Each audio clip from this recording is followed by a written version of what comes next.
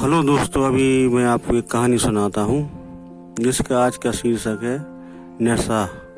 अभी 1.5 साल पहले की तो बात है। मैंने अपने शहर में एक नया भिखारी देखा जो पहले इस शहर में मैंने कभी नहीं देखा था। मैं अक्सर उसको सभी धर्मों के धार्मिक स्थल की सीढ़ियों पर अक्सर बैठे हुए देखता हूँ। उसका भीख मांगने का अंदाज थोड़ा मुझे अलग लगा। सिर्फ वो सर नीचे झुका लेता था और हाथ को आगे बढ़ा देता। अगर कोई कुछ दे गया तो ठीक है, नहीं दे गया तो ठीक है। कभी कभी मैं अपने धार्मिक स्थल से निकलता तो कभी कभी मैं उसको 10-20 रुपये दे देता था। लगभग 1-1.5 साल तक मुझे दिखता रहा। जब मैंने उसे गौर से देखा तो हट्टा कट्टा 40 या 45 वर्ष का रहा होगा और वो बहुत सुंदर व्यक्ति था और सुंदर कटकाठी का व्यक्ति था। वो दिखने में बिल्कुल ही नहीं लगता था कि वो भिखारी है। वो किसी पैसे वाले सभी परिवार का लगता था। फिर अचानक से वो गायब सा हो गया। 4-5-6 महीने गुजरे। वो किसी धार्मिक स्थल न किसी दुकान की पर भीख मांगते हुए कहीं नहीं दिखा। अचानक 5-6 महीने बाद शहर के एक बाहरी हिस्से में मैं कुछ काम से गया तो वहाँ सर पर ईंटें उठा रखी थी। तो वो मुझे दिखा। मैं अपने सामने उसको देखकर ठिठक कर रह गया। मैं उस तक सा बस उसे सामने खड़ा हो गया और उसको देखता रहा। मैं कुछ कह पाता। वो मुझसे कहने लगा, अगर तुम मुझसे कुछ बात करनी है तो आधा घंटा रुको, अभी 5 बजे हैं, 5:30 बजे तक मेरा काम खत्म हो जाएगा, फिर हम दोनों बात करेंगे। मैं जानता हूँ तुम मुझसे कुछ पूछना चाहती हो। मैं वहीं छाँव में खड़ा हो गया। आधे घंटे बाद वो हाथ मुंह धोकर कपड़े बदल कर आया।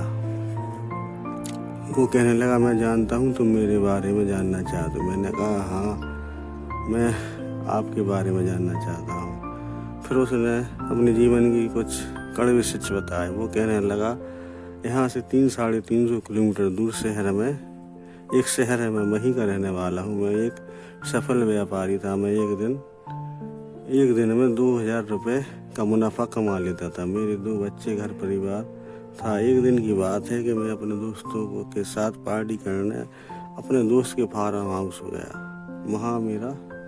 वहीं से मेरा बैड लक शुरू हुआ। मैंने कभी शराब नहीं पी थी, ना ही जुआ खेला था। दोस्तों के कहने पर जबरदस्ती दोस्तों ने मुझे शराब पिला दी और मैं पीता गया और साथ में उन्होंने जुआ खेलने में बिठा लिया। और मैं नशे में 7,000 रुपये जो लेके गया था, जेब में थे, मेरी पॉकेट में थे, वो सब हार गया। और मेरे दोस्त मेरे घर पर छोड़ गए। बस फिर गया था। शराब की ऐसी लत लगी, इधर रोज का काम हो गया। जुआ शराब जो रोजीना का काम हो गया। सब ने मना किया, बीवी बच्चों ने मना किया, सब ने मना किया। मैं नहीं माना। मैं दिन भर काम करता और शाम को शराब पीता और जुआ खेलने निकल जाता। धीरे धीरे हालत ये हुई कि दुकान बिक गई, घर भी बिक गया। जो कुछ जमा पूंजी थी वो भी सब नशे जुए की भेंट चढ़ गए। और मेरी बीवी, मैं रोड पे आ गया। फिर मेरी बीवी अपने बच्चों को देकर अपने माँ बाप के साथ रिश्ता तोड़कर मेरे से चली गई। अब मैं अकेला रह गया उस शहर में। ना कोई, सिर्फ कर्जदार, बकायेदार, यहाँ वहाँ छुपता फिरता। एक दिन में ट्रेन पकड़कर इस शहर में आ गया और बस एक कोने में स्टेशन पे बैठा रहा। किसी ने मेरे सामने 10-20 रुपये डाल दिए। बस वहीं से मुझे भीख मांगने की आदत लग गई। मैं बस सर झुकाए बैठा रहता, वो हाथ आगे कर देता, वो बस आदमी लोग भीख देने लगे तो मैंने कहा, चलो बढ़िया है, इससे अच्छा क्या आगे बैठे बैठे भीख मिल जाती है। लेकिन ताने भी बहुत मिलते। आदमी मेरी कटकाठी सुंदर शरीर देखकर बहुत ताना देते हैं। कमाता क्यों नहीं है, काम क्यों नहीं करता, मेहनत क्यों नहीं करता। मैं तानों से तंग आकर एक दिन किसी जहाँ पर मजदूर बैठते हैं वहाँ बैठ गया जाके। सुबह का समय था, मैं बैठ गया। मैंने एक बाबूजी आए, मजदूर चाहिए, तुम चलेगा? मैंने कहा, हाँ मैं चलूँगा।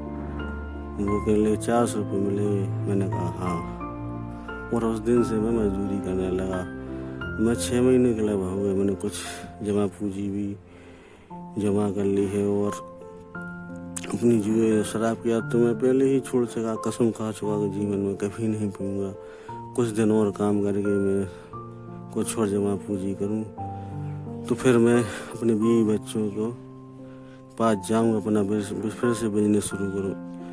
एक ठोकर खाकर मैं संभल गया। मैं समझ चुका था नशा नाश कर देता है शरीर का, धन का, परिवार का, इज्जत का, अपनों का, रिश्तों का, सपनों का। कहकर वो चल दिया, मैं उसे देखता ही रह गया। दोस्तों, अगर आपको कहानी पसंद आई हो तो लाइक करें, सब्सक्राइब करें। धन्यवाद।